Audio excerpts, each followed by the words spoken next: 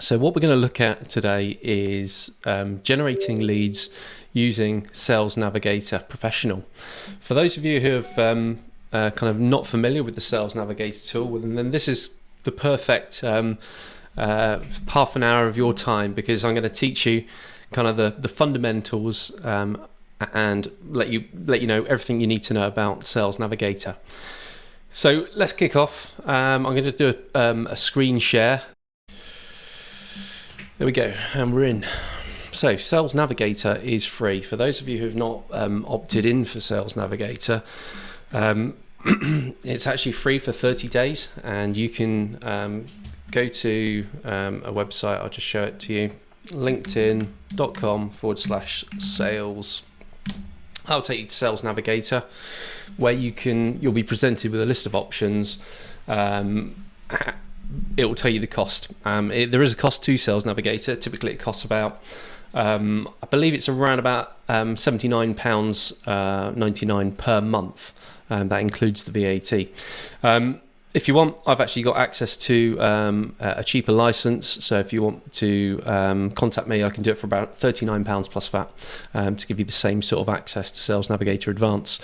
Once you're in the Sales Navigator tool, it's all about understanding your prospects and knowing who you want to be targeting. So your ideal sort of clients. Think about strategic partnerships as well, because you're likely to get a lot of referral business once you build up relationships with some really strategic partners. And it's a two-way thing. So you need to be referring to them; they'll refer to you. So we're going to dive straight into the Sales Navigator tool quickly, and I'm going to create a basic search. So here we go. We go to the lead filters. There's two types of filters. A lead is kind of an individual LinkedIn account, user account, or a prospect. Or you've got account filters, which is you can basically search for specific companies. So if it's company specific, you can go down that route. I tend to just use the lead filters because that's who I connect with. I connect to individuals. Once you've opened the Sales Navigator tool here, you can see a list of all these filters. And this is what the basic version of LinkedIn doesn't give you. So things like company headcount, really useful to kind of identify that niche and stop contacting time wasters who are completely out of your league. It could be, the size of the company is quite important. So for me, self-employed are quite good for me, up to, companies up to about 200. I love SMEs, love working with the smaller businesses. The bigger companies for me, they start to have a lot of policies in place, and, to make a buying decision, whatever it is you're selling, you've got to go through a lot of hoops. So I prefer to just deal with the decision makers, especially with the smaller kind of companies. So I've identified a target audience, the size of by the business. You can then use the company type filter, and this helps you to really identify the sorts of business. So for me, public company, probably a bit too big, not probably what I'm trying to target. Privately held, a definite yes, we'll have that one. Non-profits, I mean, this software could work for non-profits, but they're charities, they're going to have a tight budget, which probably wouldn't stretch to kind of the Leadeth subscription. So I'm not going to waste my time with non-profits.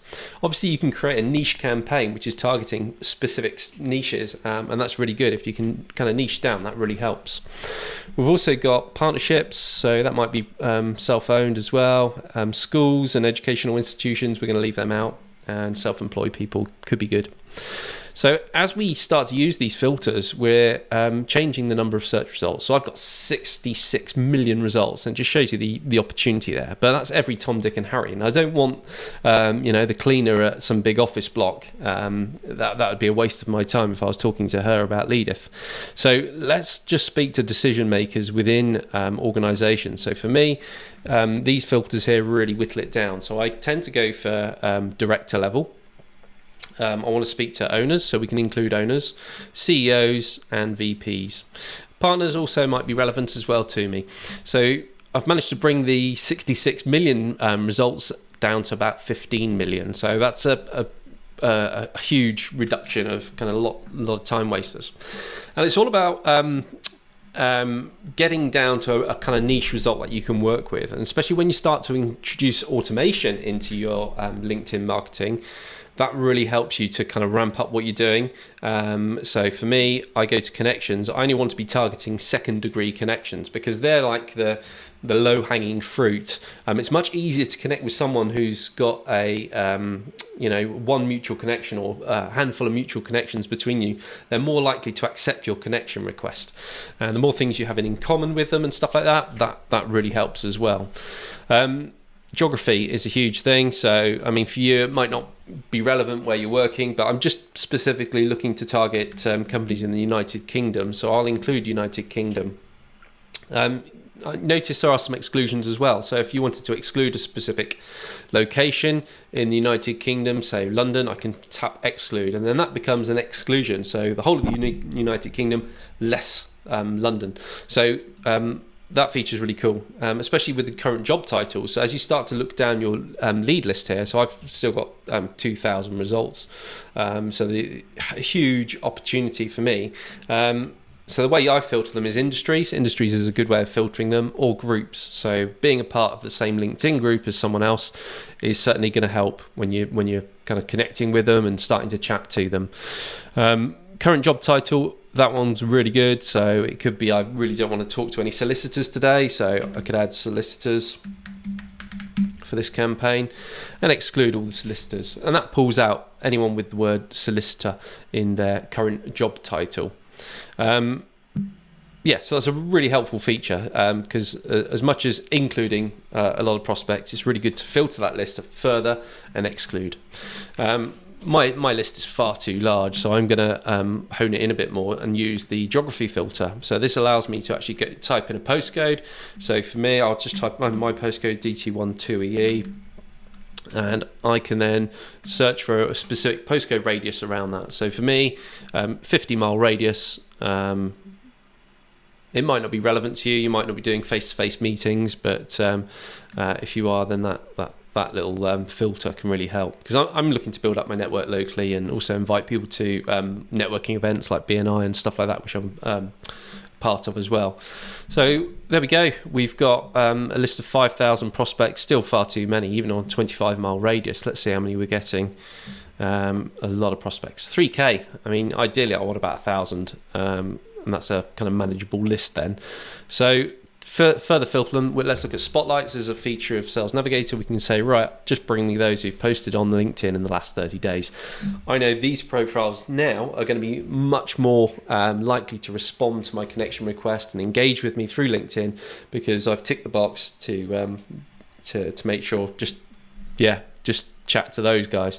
So once we've got a list of prospects, the next stage is to start communicating with these guys. And the first thing you could do, I mean, this is all I'm showing you how to do it manually, but automating this is just amazing, because you're cracking on with your day-to-day work, and then when you can start to automate this, it just takes it to another level, and you're just dealing with the replies that are coming back. It's quite amazing.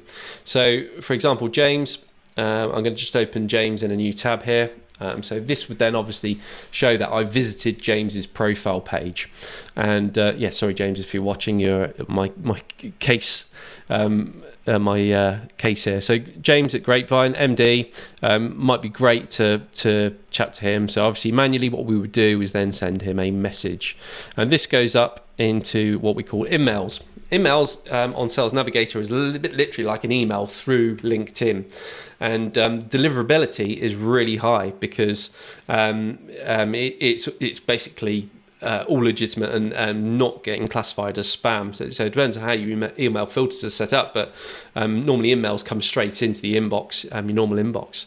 So with an email, you can have a subject line, and you can also have some text or a simple message. And it's all about being to the point, nice and short, polite, showing an interest into them. We're not selling, very much it's about relationship building, and that's what I tell my clients on a daily basis.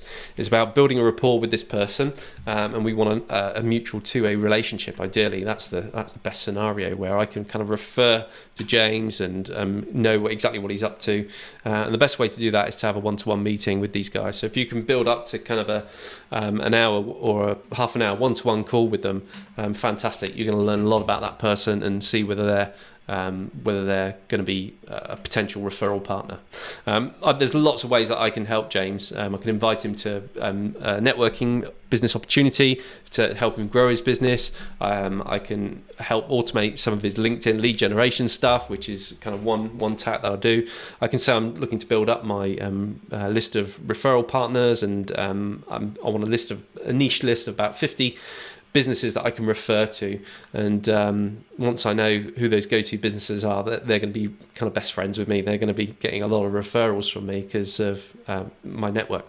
So think about your approach. It's not just sell.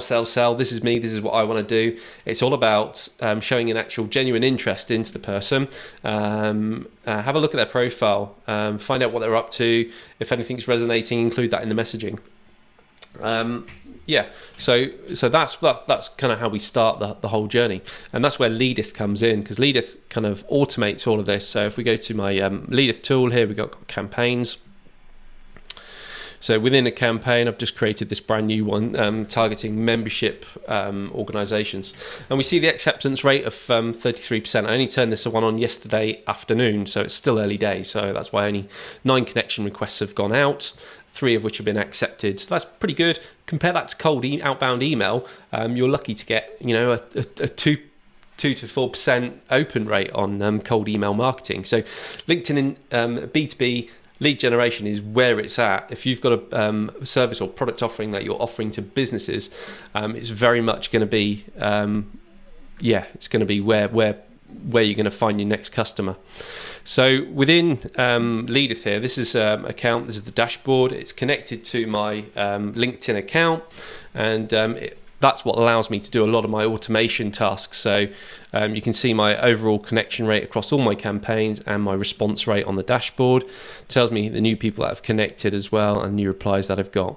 So on a day-to-day basis, all I'm doing is going into the Leadeth automation and keeping an eye on the new prospects that are contacting me.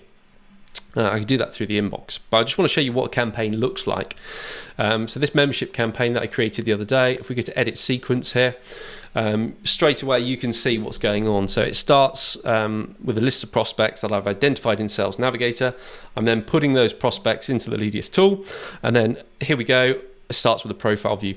This is giving me a lot of exposure. I'm going to appear on people's dashboards, and it's going to encourage more people to visit my profile, and they'll see what I'm about and then want to connect with me and want to schedule meetings with me. On the back of that profile view, an hour later, so we can specify the time delay after each step, what we've got is a series of kind of automated messages, and we can actually edit these messages infinitely. So for me, it says hi first name, and that will actually pull off their first name from their LinkedIn profile, and it says, hi, I came across your profile and noticed we had 6 connections. Would love what you guys are doing at, and it populates it with their company name, and would love to connect. So very straightforward and simple. What we can see on the right-hand side here is the chances of actually getting a response from them. So things like incorporating a question, that's really going to increase that chance of them connecting. How much personalization we put in, that's going to help as well. And obviously the word count, ideally we want between 15 to 50 words. The shorter, the better. If you're sending a LinkedIn message and it's paragraphs and paragraphs of war and peace, people are just going to switch off straight away. They're not going to have the time to be engaging and looking at that. Kind of 99% of the time, they'll just ignore it, and you won't even get a reply back. So it's all about personalization, keeping it to the point, adding value as much as possible. So there's also a spam word count. So if you incorporate words like great or cool or phone, these are often spammy or save or offers and things like that. It gets detected as a spam word. So just be mindful of those spammy words and try to avoid them at all counts. So I've actually got a variation here. They call it AI messaging. It's not really artificial intelligence. It's just pulling data off their profile, which is quite straightforward. So this one's top volunteering experience is quite a good one. So PS, awesome work volunteering at wherever they've recently volunteered. That one is a fantastic connection message. That one yields a lot of results for me. So yeah, and obviously if you were doing this manually, it's just a matter of looking at their profile and then saying, hey, right, there's a shared experience there. Let's mention that shared experience to try and get them to engage a lot more. Further down in this sequence campaign, we've got step 3. So this is 1 day later, and this is what I call the follow-up, the thank you message. So always thank them for connecting with them. So I've got thanks for connecting with me, John, whatever their name is, that will get inserted with an exclamation mark. And I'm just asking a question, what do they use LinkedIn for mainly? Very broad, very open. I mean, lots of people use LinkedIn for different things. The typical response I get is for recruitment, just to keep an eye on what's happening in my industry, to build up personal network. So there's always a reason that people come back to this question. So having that question really helps with the chance of getting a response. And as soon as I get a response to any of these messages, that's where the sequence will stop automatically. So the sequence will stop. So you can then come in and compose an automated, a suitable reply back to that person, and that reply will be personalized, and they're going to respond and build up the relationship through that way. So yeah, a couple of messages. So I've talked to them about this was this example here was about basically I was going after anybody in the membership sector. So people in membership organizations looking to get more members on board. So I'm trying to introduce LinkedIn lead generation automation to those types of organizations. So I've got hi first name. Do you use LinkedIn for lead generation? ? So it depends on what their previous message was, whether this would follow on. So often this becomes an automatic tick box exercise, and I can say, yep, send this next message, or no, I'll just write a personalized message back to them. The reason that I ask is that I have a tool to automate this for, and then it populates it with their company name. This year, it helped the Good Business Charter gain 300 new members in just 6 months. So just talking about, my experience with the tool at the start of the year when I was kind of employed by the Good Business Charter to get some new members for them, and the tool really helped to kind of ramp up those figures. So, would you like to catch up on Zoom and learn more? A simple question, no spammy words, and then I've got a web link which takes them straight through to my Calendly page, where they can book it. And I get between 4 and 5 appointments each week as a result of these campaigns, which is fantastic, because it's a numbers game. That funnel, how many appointments you sit in terms of what you do, and how many come sign up. It's just chasing the numbers, but this is a fantastic way of automating all of that. So as you can see, step 5, 1 hour later after that question goes on, we've got a like and comment and thanks for sharing on their most recent post. And you can see some of the advanced steps here. We can put another profile view in. We can put as many follow-up messages as we want into that sequence, if we like. So yeah, that is fundamentally what we're doing with automation. I'm just going to show you the inbox feature. So within this is bringing in synchronizing all those LinkedIn messages. So I can say, right, I just want to have a look at those who've replied to me. I can choose just the replies, and straight away we can see a list of what current step they're at. So Simon replied straight after step 2. So he really picked up on the recommendation, and then I can choose to send him the next message in the sequence. So we can just flick that button there, and then he'll get the next message in our campaign sequence. So for me, it's just going through this, 5 to 10 minutes each day, have a look at all the new inquiries that have come through, choose how to respond to them. We can also send them to a specific campaign template if we want. It could be about inviting them to an event, or it could be a follow-up in 6 months. So it could be that the message there, they don't want to connect with us, which is fine. Some people don't want to, and we can just send them a courteous thank you back. Obviously, the great benefits of LinkedIn lead gen is we're collecting email addresses, we're collecting phone numbers now, and that, under GDPR legitimate consent, I see that as sending them a courteous email back. Just say hi. It's just wanted to introduce myself on the back of our LinkedIn recent connection. Be great to have a meeting with you or chat with you a bit more.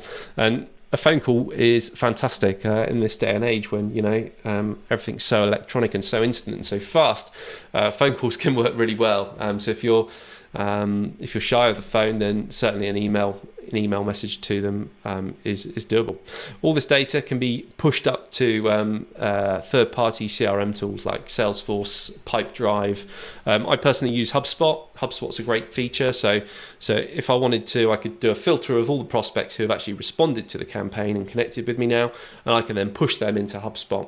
HubSpot can then trigger automations, or if you've got something like MailChimp running, you could actually set up a email marketing campaign on the back of this. And they kind of really do complement each other. Although the email marketing open rates are so low, it has its place. You know, it's another opportunity to connect with someone in a different way that they might be more familiar with and more willing to connect with. So email still has its place, very much so, which is why I offer a premium service, which is to do with email marketing on the back of this. But the gap is bridging. The software developers of tools like this, they're really getting clever now, and, you know, they're incorporating a lot of the email features into outbound LinkedIn. So there's some really good tools out there which you can pay hundreds for each month, and they'll do everything. So my service, it comes as a guide. So I help you set up these funnels, set up these campaigns, guide you through the whole process, so you've got full access to all of this software, and you can create niche campaigns on the fly as you need them. And that's what Leadeth is all about. It's helping you to do more business and automate some of your processes. And when you start to automate those processes, you're going to win back time. And that's kind of the end of the demo there. Happy to take any questions, but I wouldn't know where to look for questions on this thing. So bear with me as I switch between screens. Transition to that one. So now hopefully you can just see me, and let's have a look for any questions. I don't think there's any questions. It could just be I'm not sure where to check for questions and things like that. So yeah, great.